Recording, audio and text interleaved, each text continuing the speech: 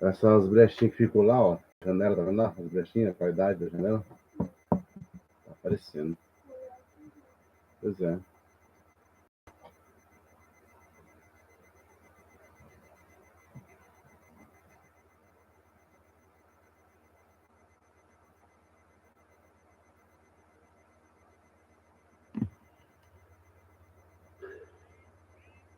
Vamos lá, né? Vamos lá, vamos começar. Vamos começar. Ana Ju, fazer perguntas e você vai me responder o que, que você acha da Umbanda.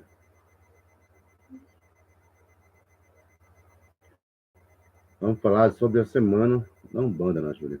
Na segunda-feira, nós falamos sobre o que, Ana Júlia? Qual é o orixá que é apresentado na segunda-feira?